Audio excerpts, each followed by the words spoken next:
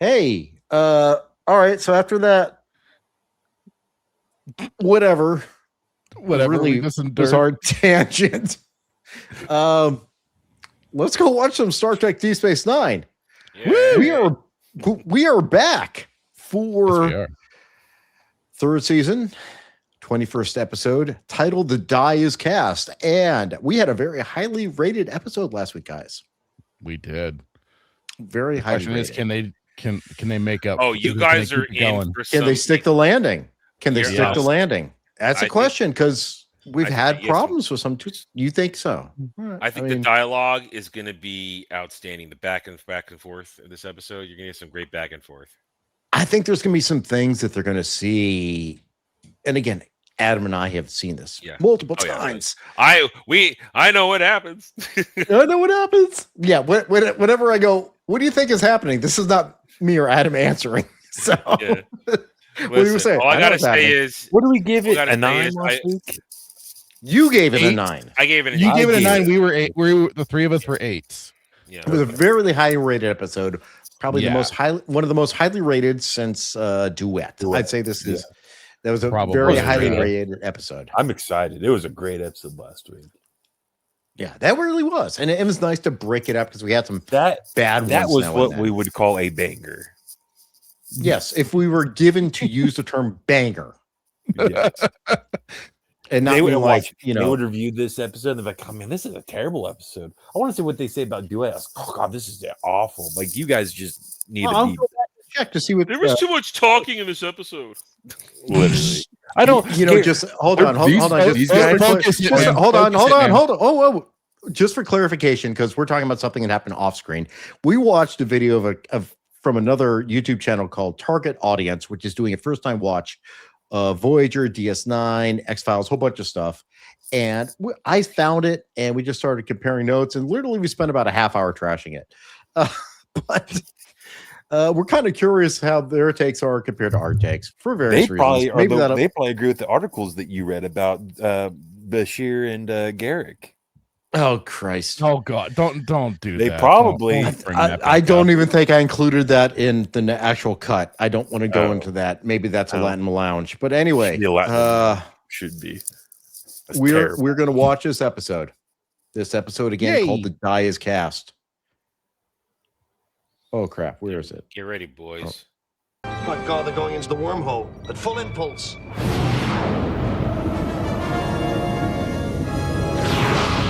Last time on Deep Space Nine. You're going to attack the Dominion, aren't you? Beautiful, man. All right, Hitman. Would you want him to oversee your wedding and officiate it? You would like to. Yeah. Even though everybody he brings with him, marry him. Well, let's not go that far. But I mean, you're basically you want him to officiate it, and maybe even though everybody he brings are Obsidian Order agents that are looking for reasons to arrest you. You still okay with it? I haven't done anything. It doesn't matter. You think it matters? Wait. He tried to kill Garak multiple times. Well, Garak was Obsidian Order. It's confirmed now. He tried to kill him per se. More like just yes, testing the waters.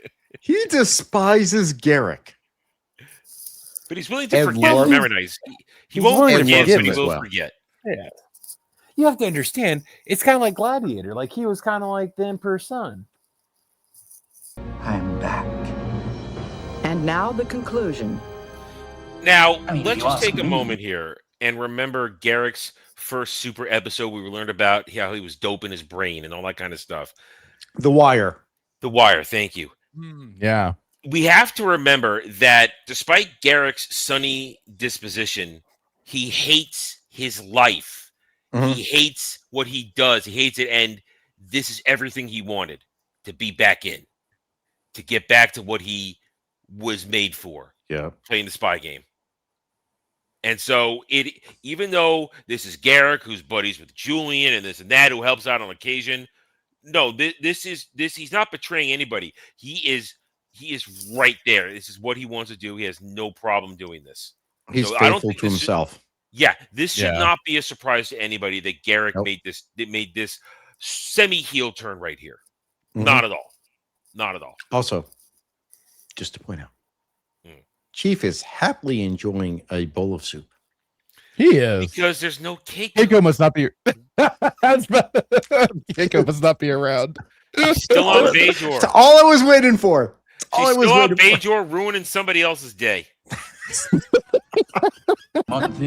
Report to Ops, Chief. There's something here we'd like you to take a look at. On my way. Oh no, something broke down on the station again. Again. It's been well over 2 years they've been on the station at this point, guys. Can't you get it right? Well, it is a Cardassian monstrosity. Hey, Yeah. the Bajorans had it. What? The Bajorans had it. That's Now? Cardassian design. No, it ran efficiently when we ran it, but now the Bajorans are on there. Now it's old. Oh, got it ran held in hand. efficiently. Okay. Oh, I gotcha. see. High concentrations of tetrion particles moving toward the station. Whatever it is, it's getting closer. What is it, a cloaked fleet? Ah, Whatever there's- couldn't be. Like whenever there's tetrion particles, we're gonna have like a time jump. Tetrion particles are involved in time loops and time travel, but they're also involved in other things. No, not more time travel. Unless Just means they're passing by. Shipborne. Oh, look at that. Here it is. Class, Here it comes. class.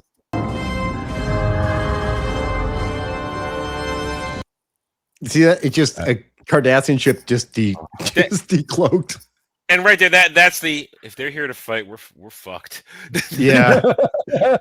Who says His they're not here pause for game us, is on please? point. Yeah. This is where you insert O face for the thumbnail.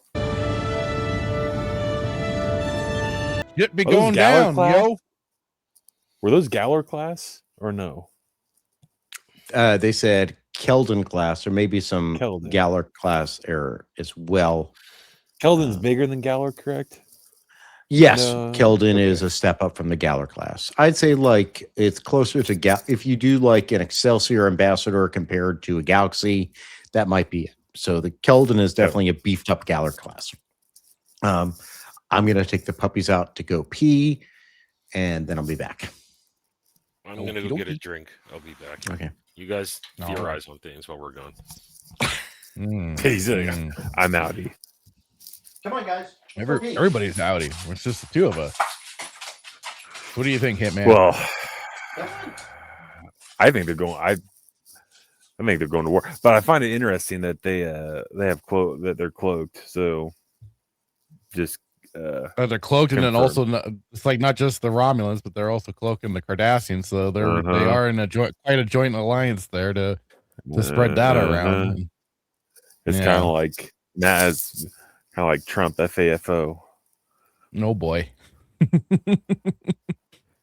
Well, I made the prediction last week, or at least just I gave the thoughts that they're geared up for war and everything, and they're all stealthed out and all that. But I don't know. The Dominion seem bred for war, so I don't know their chances. But how? Like, okay, so here's my question: like, is the as you probably already know this. Like, the Borg, in my opinion, is like that's the ultimate enemy. That's like the ultimate adversary within Star Trek, right? So like the Dominion, like where do they fall in? Well, they have to rank? try and put them over as that next high, not maybe as high a level of threat as the Borg, but close enough to make them a concern for not just the Federation, but also the other, races within the sector and stuff, right? So they have to be a force to be reckoned with, and we kind of got that when they were first introduced, but they need to build on that more. When they we got took clues out the and hints. class. Well, and we got clues and hints into what the founders do to make the Jem'Hadar what they are. So again, it's all for that. You got to look at for the purposes of storytelling too.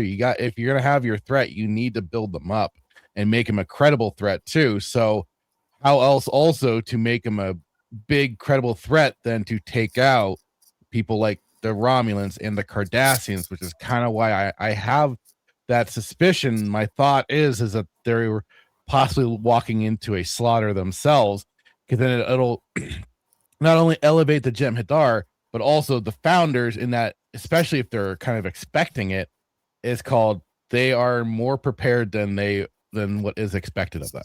You think the Cardassians and the Romulans are going to walk into a slaughter?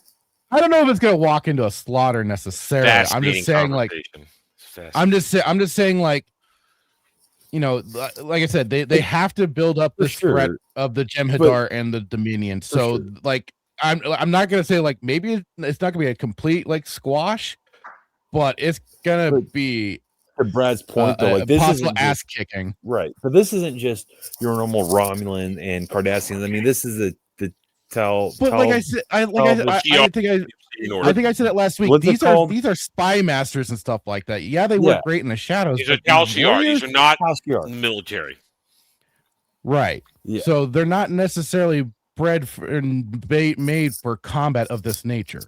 But that could be that could make them even more dangerous. It could give them an edge, yes, and then, like I said, may not be a complete squash for them, but I mean, look at the mall. I mean, they operated the shadows, and the dude ran. He ran everything.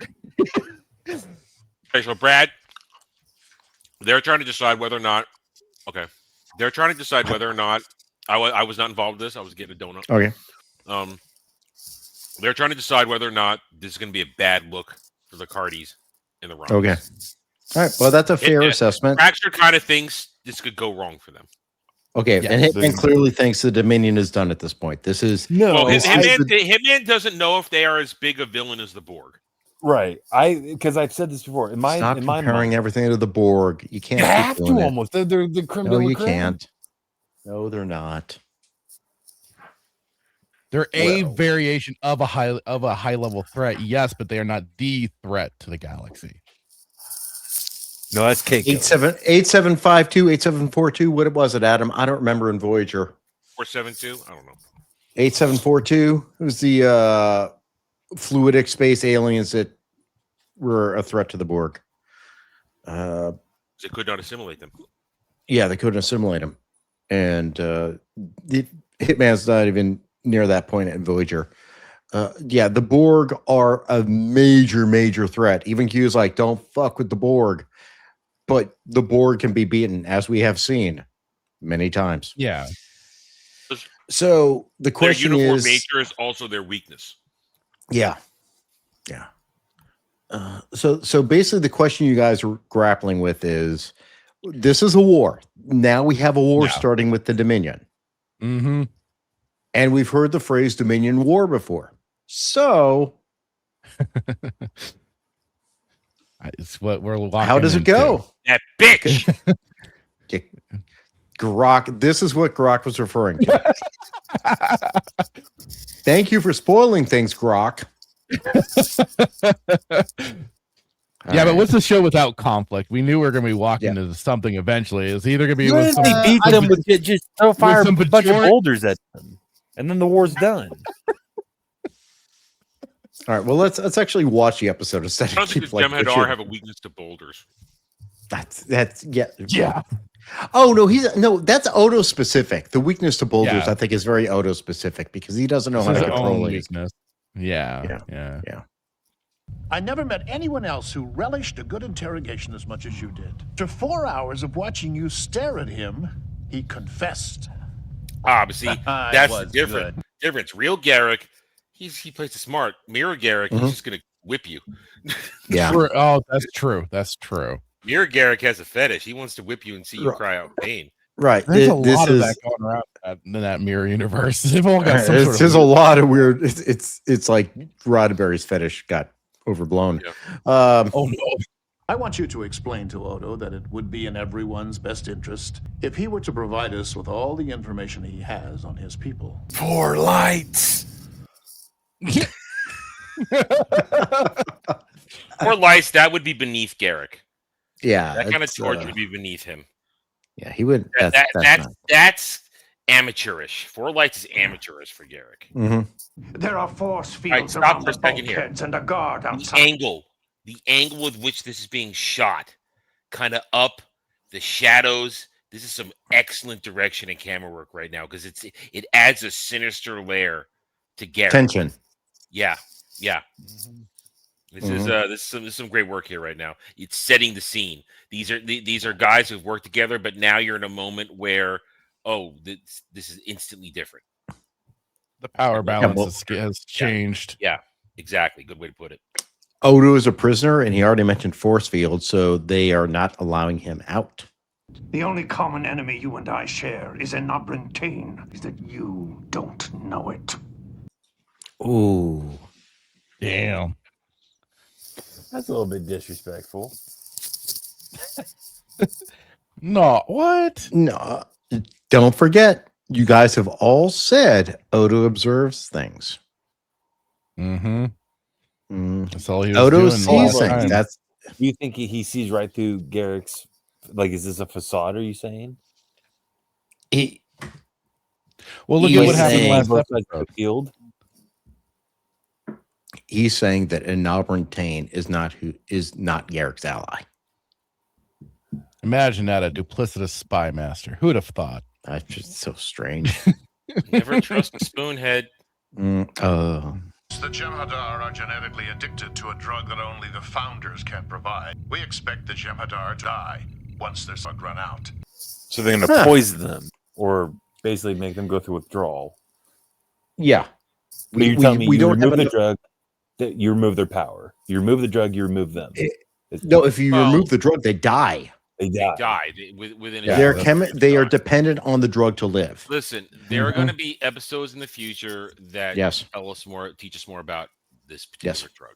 That could plunge Romulus and Cardassian into war with the Dominion. His plan looks like it's got a fair chance of success. What? Like, you should back his plan. Essentially, if his plan is to take out the Jem'Hadar and the Dominion, why would you not back it? If there's a chance that he could succeed, obviously. It's a chance. It's not a guarantee. Well, here's the problem. But here's why this is a problem and why it's a chance. The problem is that nobody knows the logistics of the Dominion. Yeah, they don't know enough about their enemy to really. They don't. The reason this might not work is nobody knows if this is really a good idea or not. Hinges on the fact that they can get information from Odo. Also, why is Starfleet going to trust anything the Obsidian Order or the Tal'Shiar is doing? Like, they said they're going to go kill the Dominion. Okay, we'll join you. It's the fucking Tal'Shiar. The needs of the many outweigh the needs of the few. I don't know. Maybe it's a good idea. Why would Starfleet instantly ally with their enemies? Well, what option do they have, though? Sit back and see what the fuck happens. Keep your friends close, but your enemies closer. Just the enemy of my enemy is my friend.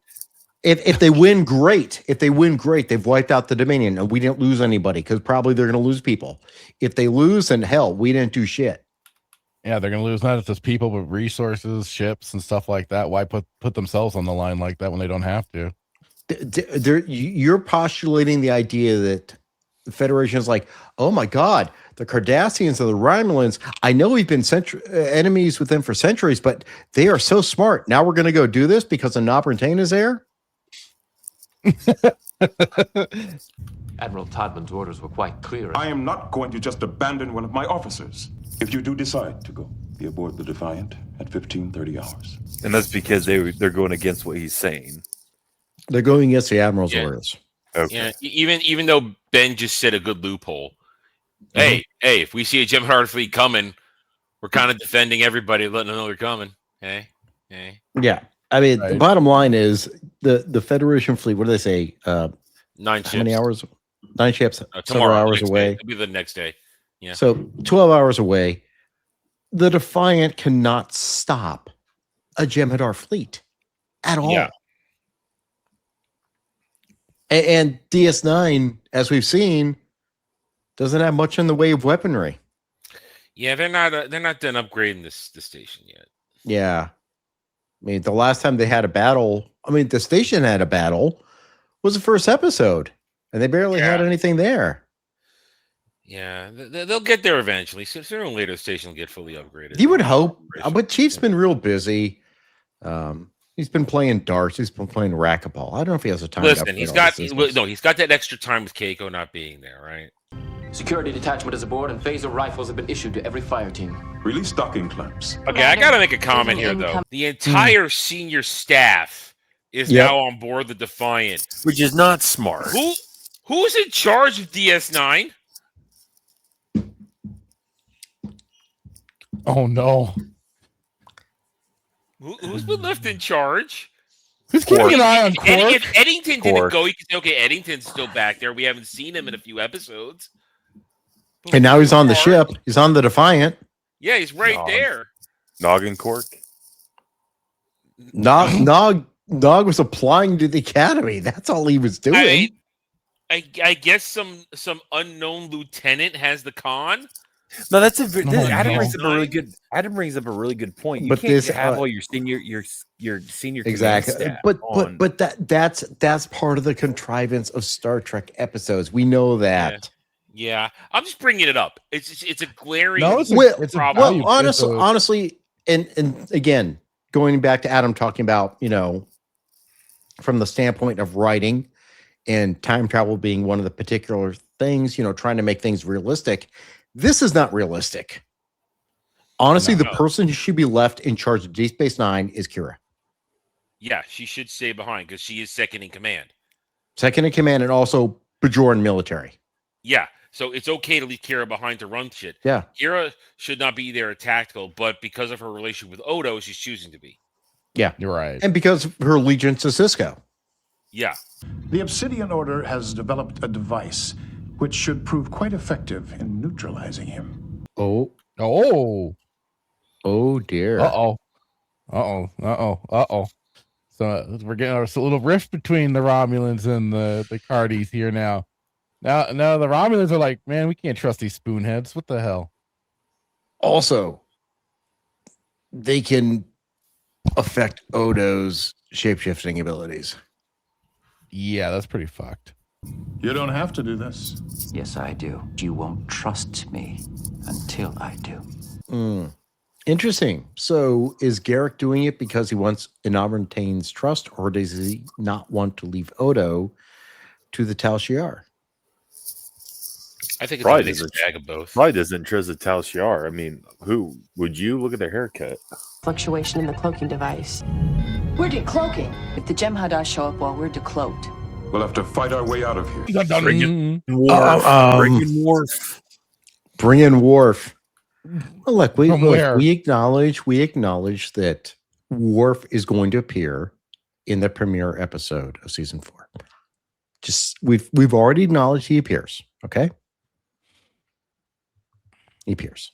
So, maybe it's good that he comes in to help right the ship, make certain that they're flying right. Because right now the chief of security from Starfleet side is Michael Eddington. The Tetrion compositor on the cloaking device has been sabotaged because I sabotaged it. Wow, just out with it. Look at you. He's almost as transparent as the Romulans. Yeah, we blew up the ship. That's admire the honesty. You can appreciate it. It doesn't make sense. Why? It doesn't make sense. Why would you sabotage it? Well, because he's following the orders of the higher command. Teacher's pet. Party foul. I was under orders from Admiral Todman to stop you from pursuing the Romulan Cardassian fleet. So now they betray their own. What? No, how is he betraying his own? Well, he's falling. Okay, well, maybe not betrayed. Maybe that's not the right word. He's just a shyster. Okay, I don't like him. What makes you think we'll trust you again? Because I give you my word. We make it a policy to never question the word of anyone who wears that uniform. This is good dialogue. Yes.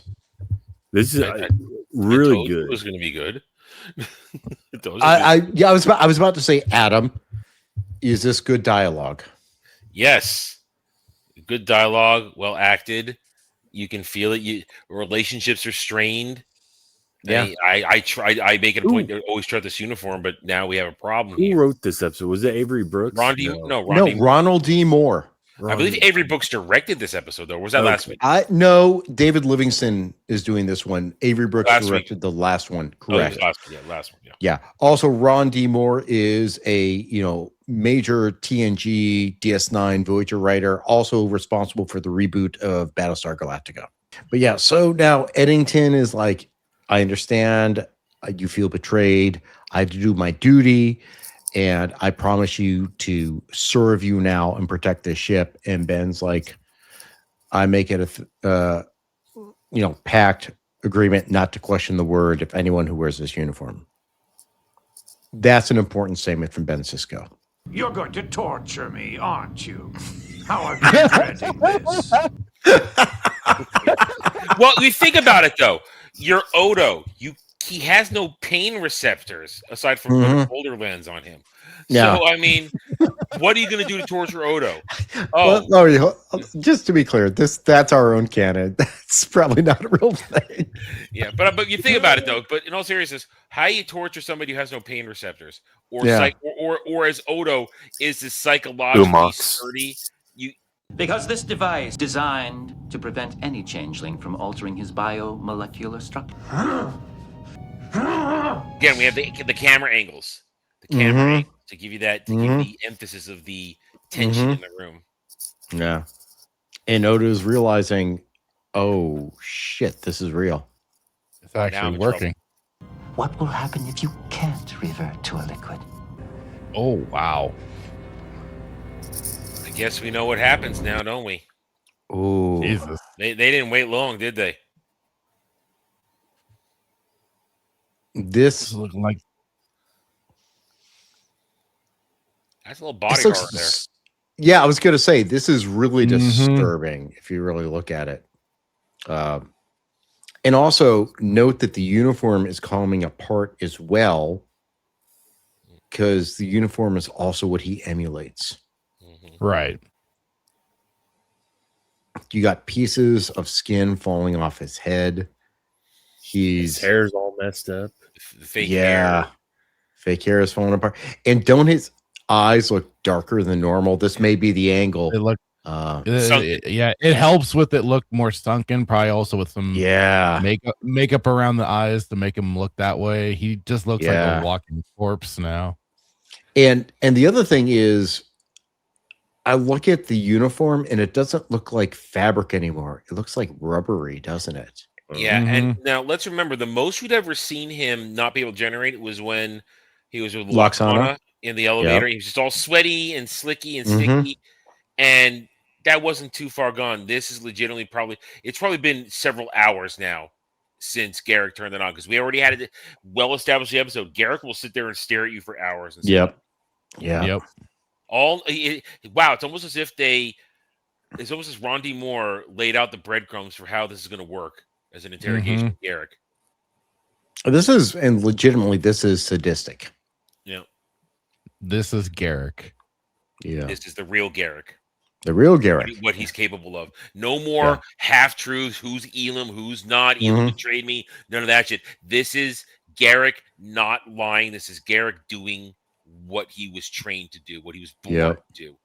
Be a spy, be a nasty, nasty interrogator when he wants to be.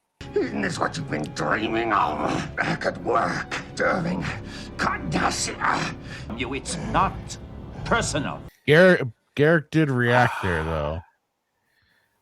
That's I don't know how the hell I'm going to cut this. Fuck monetization on this thing.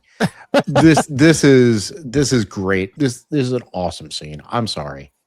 Well, I mean, and also this is the what's coming out of Odo here is just outstanding. He has been pushed to probably the farthest limit he ever has been, and he's just basically giving Garak two fingers. Yeah. And still, like, he's legitimately in pain and still doing Odo. He's like, I know who you are. I'm telling you who you are. This is what I do. This is what you do. And I'm telling you, you're a son of a bitch, basically.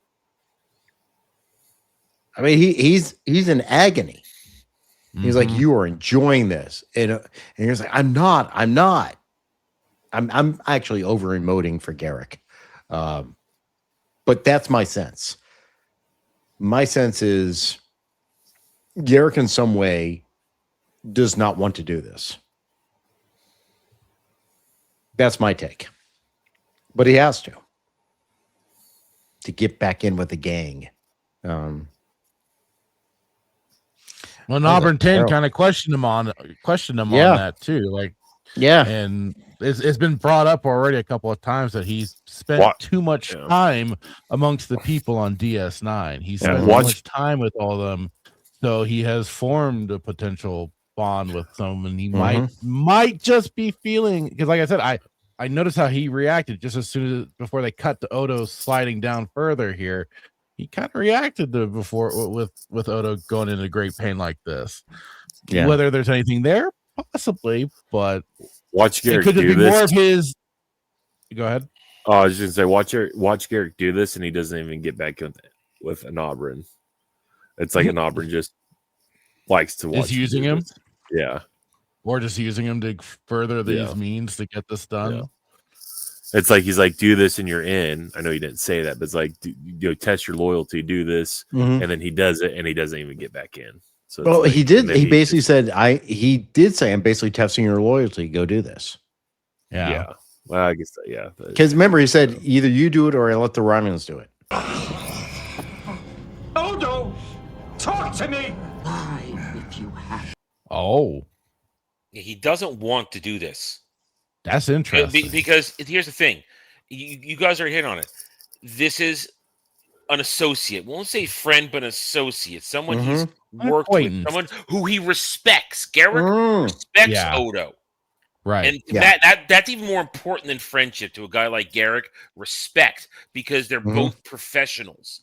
And Garak doesn't want to do this to somebody who doesn't deserve this. Remember earlier in the episode discussions, Garak's perfectly happy to torture people who he thinks deserve this. Yeah. Or he's got a list. He's got a list. He's got a list. He checks it twice. So I mean, he doesn't want to do this because but also Garak's not stupid. He knows Odo doesn't know shit. Why do you think he should just lie? Just lie. Just lie. Tell me something that you haven't said yet. Yeah, I'm Garak. I can spin this into a truth and appease my masters. You want to return to the Founders? They're my people, and I want to be with them in the Great Link. It's not tactical at all. No, but break that down. Break that down. Well, okay, we'll take. Oh, you want to go right to the Odo character? We're going right now. Right. I'm not waiting for this shit. This is what we're doing. We will shift to that then. Now, aside from the scene itself, this is then, of course, now a break in Odo. He has been holding that in for almost a year now. That for his proposed love of the solids, for his protection of the solids. But in the end, that yearning is so deep inside him, that urge to be a part of the Great Link, something he still hasn't experienced. The Great Link. He only kind of got a taste. He got a taste, but not. He found out what it's like to be a founder, to find out what he really is, and it's like it's to me. Odo saying, "This is where I belong. I want to be home," but at the same time, I don't believe in what they're doing.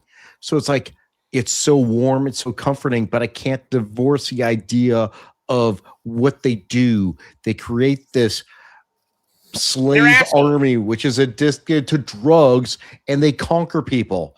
And Odo believes in justice. He believes in order, but he doesn't believe in fascism, which is basically what dictatorial totalitarianism. That's what they are. And at the same time, also because he knows it's based out of a rational fear.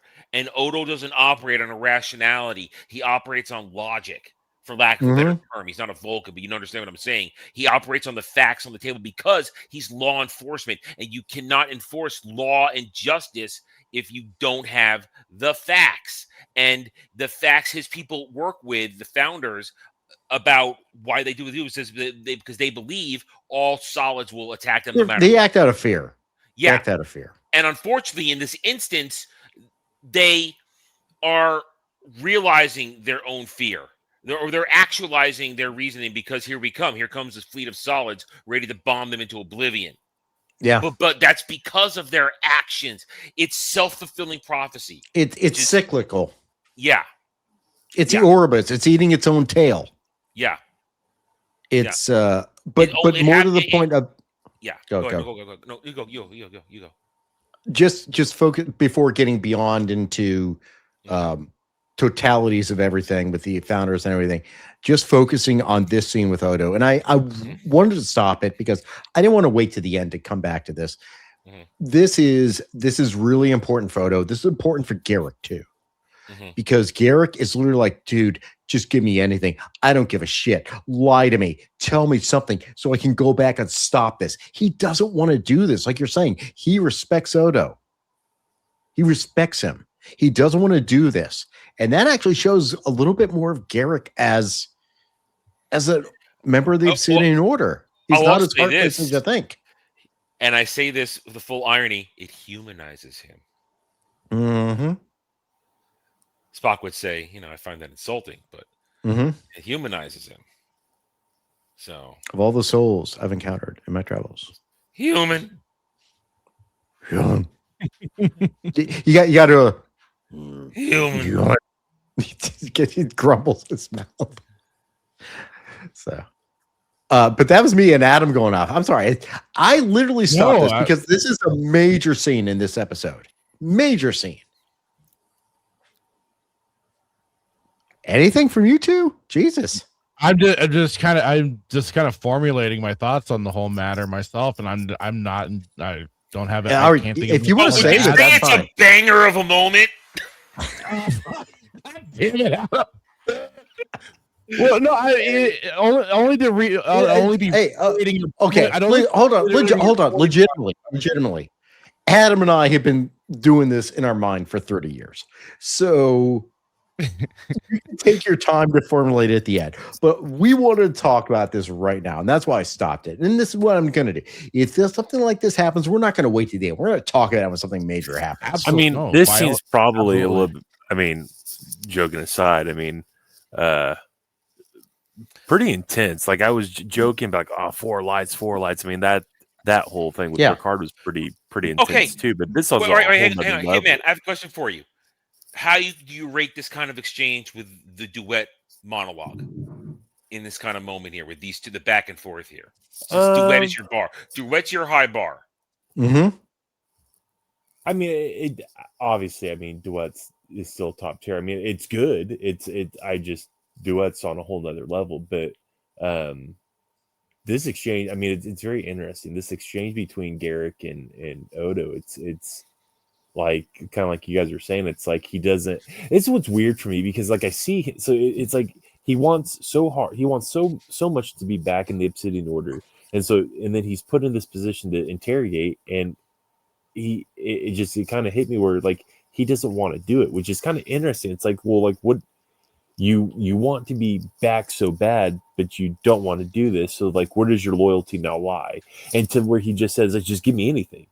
And that really just tells you that he doesn't want to do this. So like, where does his loyalties lie? Is it with the Obsidian Order? Is it with Enabran Tain? Or is it with DS9? Is DS9, the place where he was exiled to, is that now kind of become his? I don't know. Well, I'm just going to point this out and don't have to answer it. Is it even a question of loyalty as opposed to what he wants? Well, there's a difference between being loyal and a difference between having desires. Right. It seems my like opinion, a test for him, which is so interesting. You do, kind of Adam brought it up. It's like he's done probably thousands of these, but in this moment he doesn't want to do it, and it's messing with him. Like you can tell, like he doesn't want to do this, which is he does not want to do this. He does not want to do this. Yeah. So that's why I say this is a standout scene, outstanding scene. But well acted. Well, for sure. But the other piece, it's like it's so interesting because I think Adam was saying it's like Odo's kind of been almost lying, like he's he's been wearing the doing this facade about. Yeah, right. He lies to himself. Yeah, like I don't want anything to do with you, but secretly, like he wants to go back. Notice all little pieces go with him. All the flakes. Yeah, everything combined together. Look at Garak. Look at Garak. Yeah. So that's kind of the funny thing. You talk about like kind of the idea of even humanizing Garak and all this, but I mean, even for Odo as well, and we've been getting this for a long time of Odo wanting to discover his place in the galaxy, discover where he fits, where he belongs the most. And like you said too, he got a taste of that with the lifelink, but most of all, he was with his own people. He felt comfortable. He felt he had a place. Yes, he has his place on DS9, but that's a job. Most importantly, he found his people. Yes. And you like it or not, for even human beings, that is something that we do kind of go for, is being people that, yes, kind of look like ourselves, that we feel comfortable amongst most, who we can feel we can trust the most.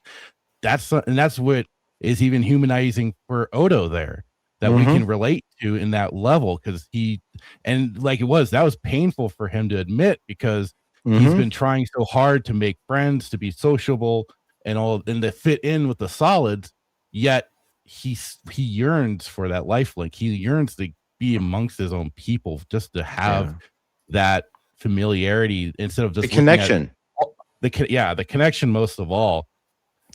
Honestly, is a connection that he cannot have with any solid. No. Yep. Because can't have that changeling link sex with anybody but changeling.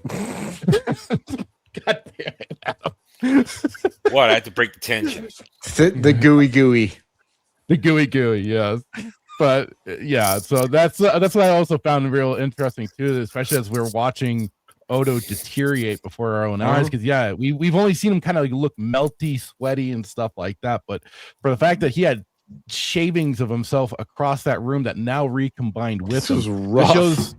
It shows the state he was in for however long he was still meandering around. Because like you said, they set it up. Garak will stare at you for 4 or 5 hours. Yeah. Just waiting until you break. And he basically got that out of Odo in a certain extent, because he begged him for any piece of information. And like you said, lie, but he got a truth out of him.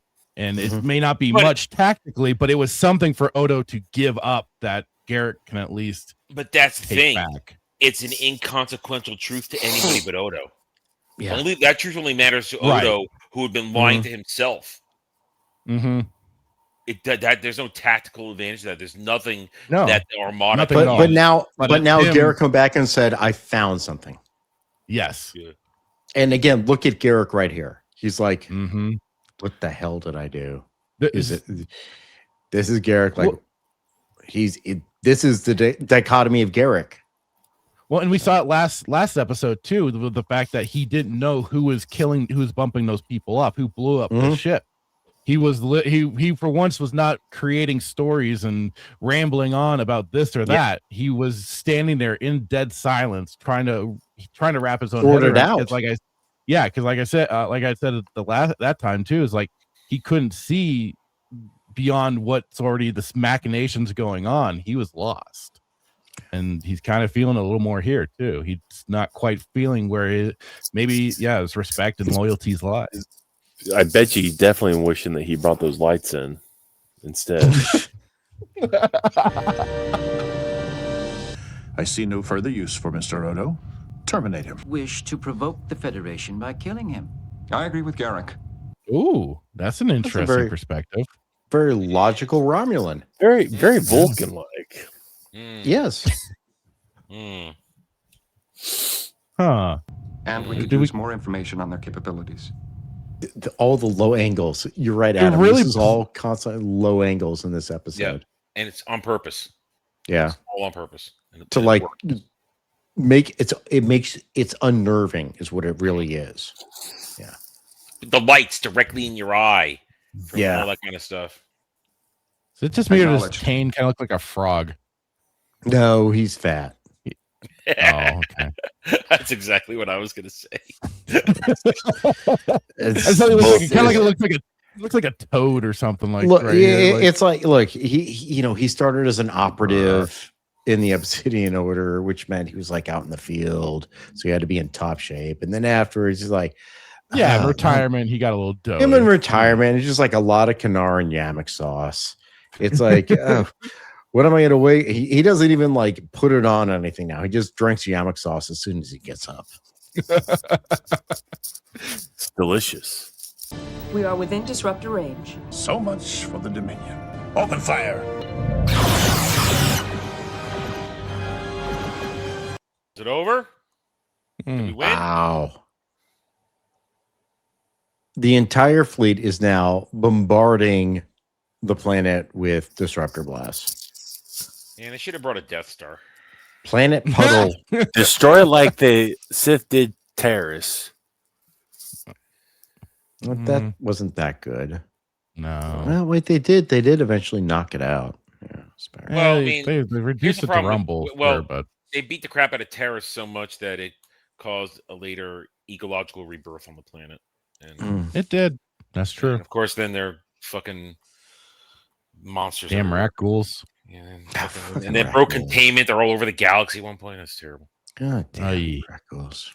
No change in life form readings. They're using an automated transponder to send back false sensor readings. The planet's deserted! Wait a minute. So it was Brad, what does it look like to you? I would appear if the planet's deserted and they're being attacked, that would mean they knew they were going to be attacked. Bitches sinister. There's a rat. I smell a rat. So they got set up. They were lured in. What was I saying earlier? Is it true? Is it true? Could they get lured in? I don't know. But this is Enabran Tain. He's the greatest mind of a Cardassian age. Of all ages.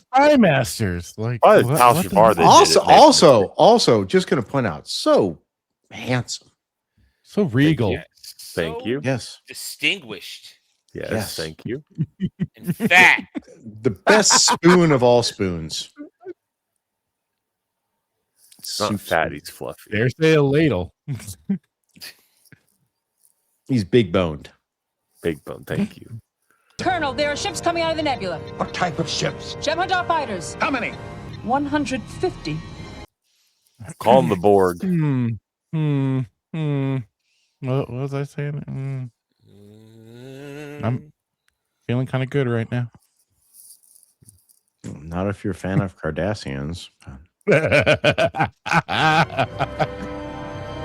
the great Enabran Tain got. Oh, here we go. Shipborne. Let's go.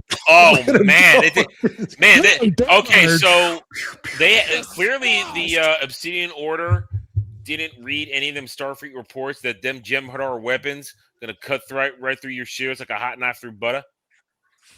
It's a squash, boys. Go home. It's done. You just saw that. Those Jem'Hadar disruptors, whatever you want to call them, I don't know if disruptors, they just tore right through those Cardassian ships. I'm just gonna say, since this is WrestleMania 2, WrestleMania 42, Night 2, the Jem'Hadar is Obafemi. And I was gonna say this is Oba squashing. Oba squashing Brock Lesnar. That's what's happening right now. This is like I said, for the storytelling purposes, we needed to up the level even more of our threat, of our enemy threat. And here we're getting it.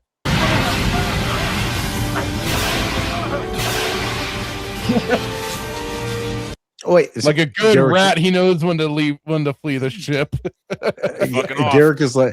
Garak's going to the lifeboats with all the women and children. Yeah, because they brought the children along to witness this too. That's true. I forgot. Come watch the gloriousness of Cardassia. There's a bunch of like 3 or 4 children sitting down there, like, all right, we don't get a trial. We get to see them wipe out. Oh, this ain't going. Would you like to see some genocide? I take it the attack on the Founders is not proceeding according to plan. No, it's not, but I suggest we make our way to the runabout. Nope. Oh, no. What's going to happen here? What's going to possibly happen here? Good. What is the colonel doing? Good. Didn't the colonel say he was going down to engineering? Engineering. All right. Yeah. Theories. Before we theories from the peanut gallery. I know. You got me in that one. Well played. Theories. What do you think's about to happen here? Because you've been pointing out just how logical he is. He's an undercover Vulcan, perhaps, and he's here to kind of Okay. help them out. Okay. Otherwise, without that in mind, he maybe had some, because the way he confronted Garak, he may still be trying to get, because he wants to maybe maintain the alliance that's going on between the Federation and Romulans to help get Odo at least out of there. He can maybe not give a shit about Garak, but Odo's okay, we got you. Hitman. Yeah, I got nothing. All right. All right. Well, you're gonna get your answers right away. Here we go. You know, it's nice that Fracture does his rambling thing, and him is like, I got nothing. Need this in order to gain access to your runabout. Why are you doing this? Because no changeling has ever harmed another. Oh shit! They're everywhere. They're everywhere. They are extra. They're layering that one in more now. Okay. Yeah. And now and here's the thing. This is why I come back. It's a self-fulfilling prophecy. Everybody's afraid that the changelings impersonate people, which is why the solids get afraid, according to the changelings. But here they are, purposely feeding them the shit to goad them into the attack to prove their own point. It's a vicious cycle, and that's why Odo rejects them, because he sees the folly of their logic.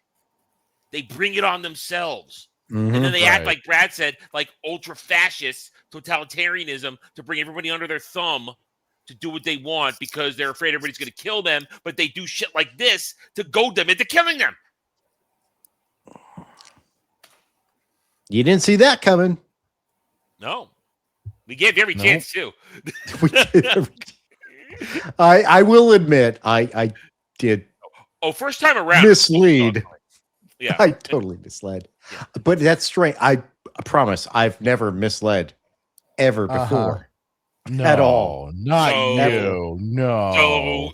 So who knows how long this changeling was embedded in the Tal'Shiar, or maybe even in the Obsidian Order and then switched to the Tal'Shiar and fed all the false information long enough to abandon this original planet that the founders were on, and now the founders have fucked off to who knows where at this point. Once again, their current home world is completely unknown, and they have now brought the Tal'Shiar and Obsidian Order fleet, all of it, into their trap, and they are the Jem'Hadar are annihilating it. After today, the only real threat to us from the Alpha Quadrant are the Klingons and the Federation. Ooh. Cardi's got bounced. They are not a threat no more. Well, they lost their intelligence operation. They did. That was a short war. I guess it's over. Sure. I've underestimated the founders. I should have seen it coming. There was a time when nothing got past me. You remember, don't you, Elam? Now he's broke in his final moments. Tain he's falling apart. He's crashing out. I never would have got past me in my younger days. In my younger days, I would have totally seen the guy was a founder. Totally seen it. Flaws. Enabran!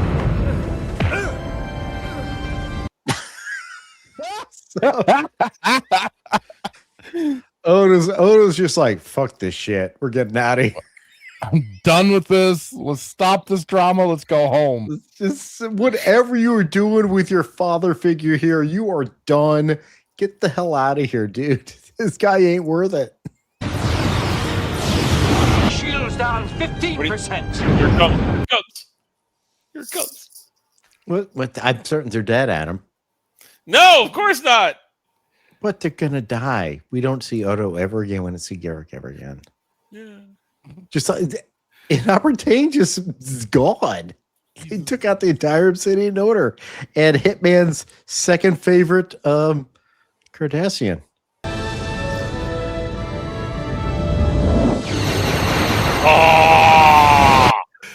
Oh, fucking took out 2, baby. That's action.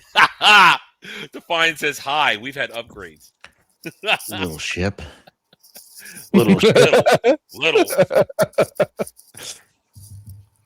Full impulse power.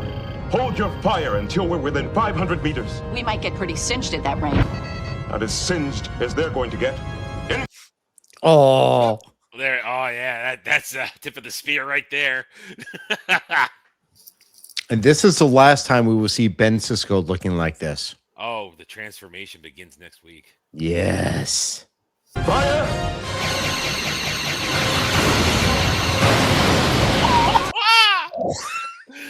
Damn. Look out, 3 more right there, man. Holy So let's shit. See. Let's see. Let's take a moment to think about this battle. The Cardis and the Ramis. Now, granted, it's not the military. It's Tal'Shiar and Obsidian Order. They are not maybe trained as well, but they're still high quality ships. Jem'Hadar cut them apart. The Defiant just came in and has iced at least 9 Jem'Hadar ships in less than 5 minutes. Go. Yeah. Yep. While still, they took damage. Their shields are at about 80%, 80, 60%. They took another Yeah, hit they were there at after 80%. They're probably Yeah. under 80% right now. But maneuverability, power, just slice right through them. Yeah, man. That's just it's a thing of glory. There is still no indication that any Romulan or Cardassian vessel survived the attack. Sounds like Wolf 359 all over again. You and I should have breakfast together sometime. I thought you didn't eat. I don't. The shot selection right here. Yeah. Odo out of focus. The profile of The shadow. And then the wipe to reveal him. The wipe to reveal him and leaving it there, and because this is Garak's internal thought right now. His world is marred, it's dirty, it's filthy, yet a part of him is probably happy to have this back because it's within his realm of control. Mm-hmm. But at the same time, he's also heartbroken because he tasted his old life again. Yeah. But when you wipe off the mirror, there's clarity on the other side. That is not his old life. Yeah. And just the whole thing, and it's proper. You focus on Garak because now it's about him. That wasn't so much about Odo, but about him, and showing that Garak showed some, again, humanity for Odo. Something Odo never wanted to tell anybody, but Garak forced it out of him in an obscene, horrific manner. And Garak respected it. And respected, but also Garak has expressed enough, and Odo believed it, his guilt over it. When has Garak shown guilt over anything except for his own mistakes that hurt himself in the whole telling the lies, how Elam betrayed me? When has he ever shown guilt for somebody else? I feel like this is the first time. It's a growth. We're seeing a growth of the character we'd not seen before. Yeah, and that's why Garak is now a mainstay of the show. Yeah. We are now at the end of season 3. We're virtually at the end of season 3, and Garak is a mainstay. He is going to continue to grow and have excellent episodes going forward because they nurtured his character. They didn't just throw it all out there. This has been a very careful puzzle put together for 3 seasons of this fascinating Cardassian ex-Obsidian Order agent in exile. And he came close to regaining it, but then watched it all get washed away and showed his allegiance to everybody. He still showed his allegiance to Tain. He showed his allegiance to Odo. Maybe not allegiance is the wrong word, but at least his respect for Odo, that this Odo didn't deserve what he got dragged into there. And he was forced to do something incorrigible to him. And this is a compliment to the writers who understand how to build a character and make him interesting and engaging. And then the visuals to keep you wrapped with attention and feel drawn into the scene with all this stuff. So it's fantastic. There is everything right about this final scene to end the episode. Everything right. Oh, and to mention at the end, the olive branch from Odo. Have breakfast with me. Because we know what mealtime means to Garak. Mealtime is discussion, intellectual talking, foreplay. interaction. Yeah. And Odo does not eat. Yeah. So what Odo is saying is, I don't want to be there for the food. I'm going to be there to interact with you. And that's also big growth for Odo. Yeah.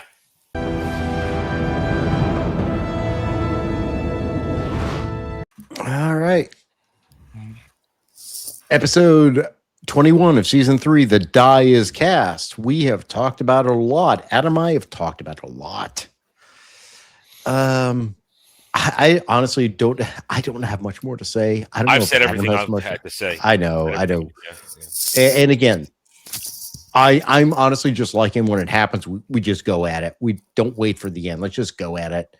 But Fractured Hitman, what are your guys' thoughts? I mean, there's a lot in this episode, especially after we had some rocky stuff.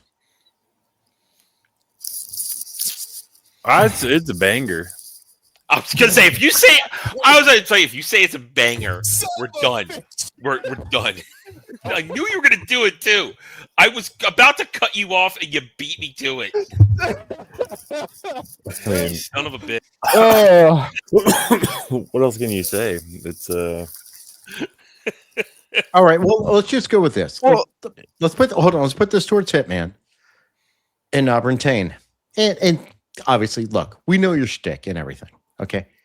But as a dude who you got your Cardassian thing, we're fine with it. We love it. It's part of the show. But what the fuck? He totally missed it. He got played. He did. And so to your point, like, yeah, I mean, the whole Cardassian stick, but it's very interesting. So I, as somebody who obviously loves Cardassians, I often put up this defense, but like he got played. He absolutely got played, and that is really hard because like he's the last person that should have got played. Like this isn't like this is like the Tal'Shiar and the freaking Obsidian Order. These are the two groups that should not and do not ruthless and do not get played. And the Dominion took his lunch money and ate his lunch in front of him. So hold on. At one point during this episode, you talked about the Borg, like the Borg being the biggest threat. Right. So, and we said like the Borg is a different threat. So now you see the different threat that the Dominion is. Right. Borg just like Borg is emotional. It's just like absorb, assimilate. The Dominion just straight up suicide. They're like Japanese suicide bombers. Oh, no, that's I would disagree with suicide bombers. They are the most conniving creatures that probably the Federation has faced at this point. I guess let me retract my statement. Not suicide bombers in the sense of like running in, but they're so kamikazes. Yes, kamikazes. They're so devoted to the. Well, that's a Jem'Hadar, right? The Jem'Hadar. They're so devoted to the Dominion, whatever the changelings, that they'll go into battle and they'll just destroy everybody without a care in the world.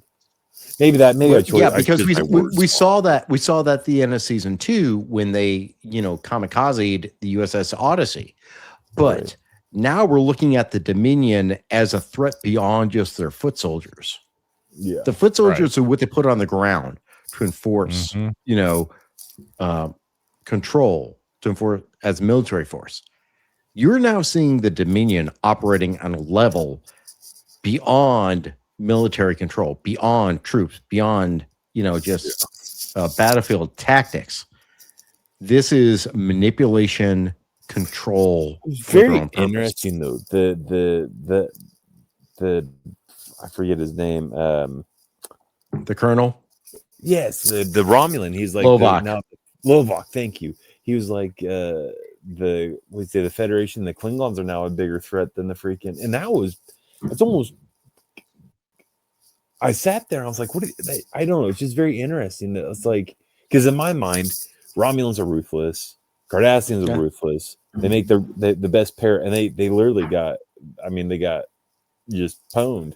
Literally got eviscerated. They took him out within minutes. It's and so to make to say that Starfleet and Klingons would be a bigger threat. That was shocking. No, they didn't say they're a bigger threat. They said that's all that's left. Oh, yeah, the remaining threat to them. Oh, I'm sorry. Okay, yeah, I misunderstood that.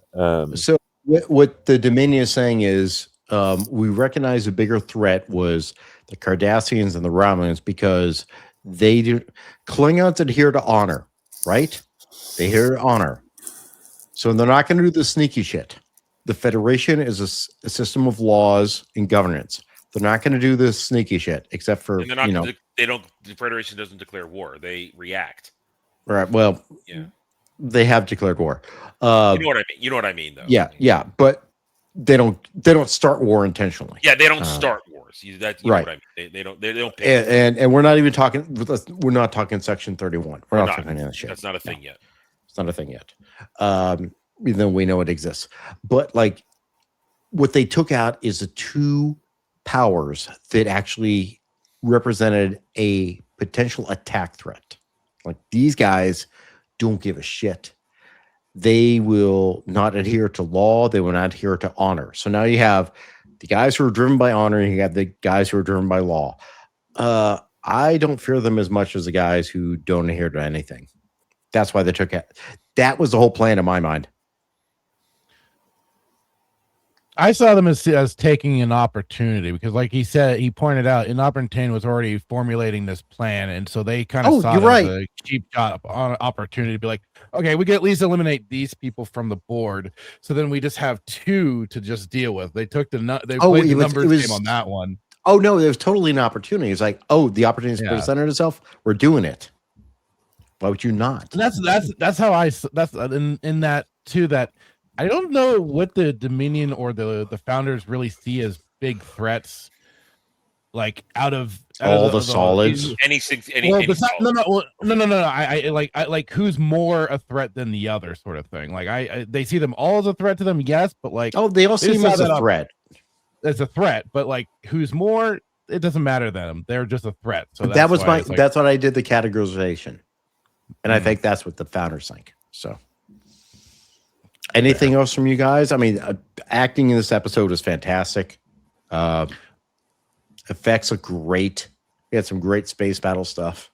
Well, and I think to the point with the ending there, that kind of mirror effect was, and I kind of pointed out a little bit too, is that Garak and Odo are kind of mirrored of each other, just in different paths in life too, and how they treat their different situations that they're in.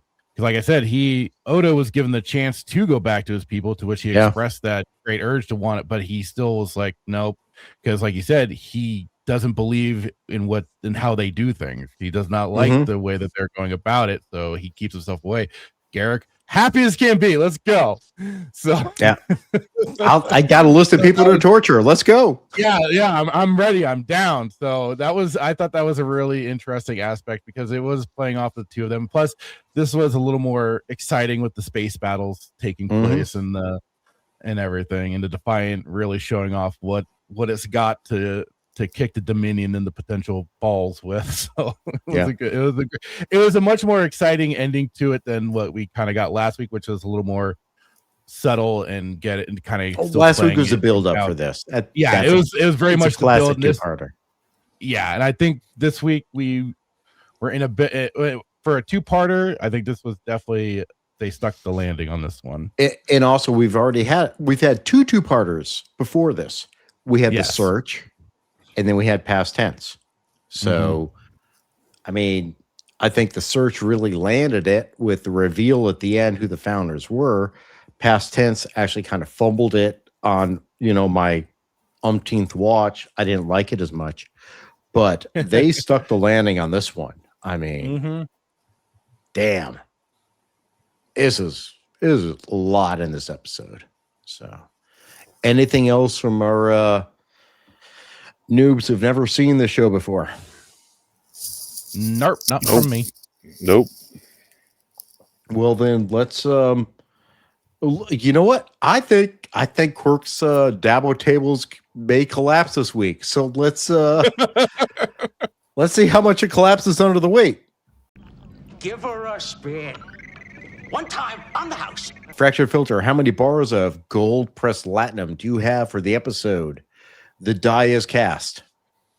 Ooh, I was almost gonna take it to a 9, but I do feel that the bit with all the people in charge leaving DS9 for this away mission was a fair point and everything. So I'm bringing it to an 8 still. So I carry over from last week. Okay. All right. So that's a consistent 8 from Fractured from last week. Hitman, you had a 9 last week. What do you got? You know, I got to give it a 9, and I tell you why. Last episode, obviously, you know, was great. The amount of dialogue we got in this episode, it's a 9 for me. That's all I can say. The dialogue was great between Garak and Odo, even Sisko and Edding. It's just fantastic. So that's 9 for me. Adam, how about you? I also give it a 9 because the dialogue, the lore that we get running into everything in here, the continued growth of characters like Garak and Odo, they get so much to do, and also the direction is stellar. The writing was stellar for this episode,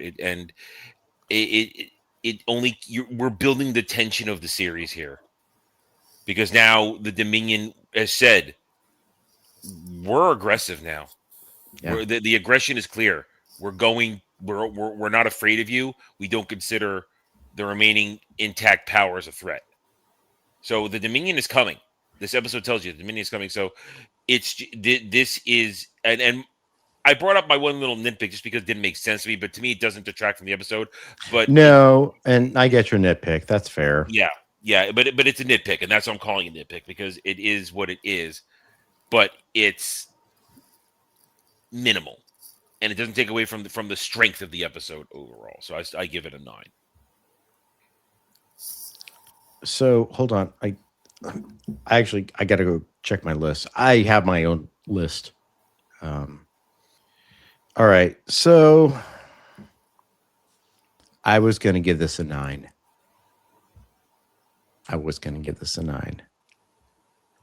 But I'm not going to do that. Oh. So, congratulations, guys. First official. 10 bars of platinum for me. 10? That's where you're going to say. This is a 10-bar episode. This beat Duet for you? Yes. Oh, it's definitely better than Duet. It's got so much more. There is so more. And it is not a high 10. It's a low 10. But this is a 10 fucking bar episode. This is DS9 at its peak. This is when it knows what it's doing. This is great characterization. This is great directing. This is great action. This is DS9. This is the DS9 that Adam and I are talking about. We have our first banger. Oh, God damn it. We are banning that word. Kick him. Kick him now. No, we'll just I've just put a slash over his face. But yeah, I'm sorry. This is a 10. I was thinking about it as I'm going through this, and I'm like, was it a 10 when you first watched it, or did it just get better? No, I was thinking 9 from the beginning. I was absolutely going to go beyond 8 last week. But watching it again, I'm like, fuck, this is a 10. You got to go with the acting again. And it's not even a Starfleet episode. That's the thing. It's not a Starfleet episode, but it is a lore episode. It is history. It is directing a narrative for the rest of this entire fucking series. And Renee Auberjonois and Andrew Robinson are fucking killing it. They're fucking killing it, man. When he falls apart, oh my, I'm not going to reiterate. Just go back and repeat what I said. But 10. I'm not shy about it. It's a 10. And I already told you there's going to be 2 10s coming up. So my Latinum purse is getting empty real quick. So yeah, that's it for this week of Star Trek Deep Space Nine. And please, if you have not watched this episode, if you're watching us do this, we have fun doing it. We do it MST 3K style, and then we review it for real. But we do it because this is good stuff. This is what Star Trek is. Go back and watch this. See why I gave this a 10. You have to see it to understand it. These guys gave it a huge rating. This is a fantastic episode. Awesome stuff. Go watch it. Next week, we're going to watch an episode which I'm not going to rate a 10. Not going to rate it 10. No, I'm yeah. but it's going to touch on some themes that we've talked about from the beginning. It's a Sisko Jake episode, which is fantastic. It's a much more low key episode after everything we need it. We need it. I'm sure that's why they did it. Let's slow things down. Let's have a nice, easy episode. There'll be some stakes in it, but it's not the stakes of 107 Jem'Hadar war vessels. Yeah. It's going to be good stuff for we've talked about before on the show. Some themes we've talked about. And if everything works out, I believe we'll have I'm going to call it a special guest. Our guest has confirmed he will be available. Hopefully he will still be available next week. And he'll be recognized. Someone I've met several times. I'll do my guest thing. I'll be on camera for discussion. Yes. And of course, always respectful. Because we always appreciate when guests from actual YouTube shows who are bigger than me, way bigger than me, show up and have fun with us. So, yes, please. Hopefully you stick around next week. Hopefully you stuck around for this.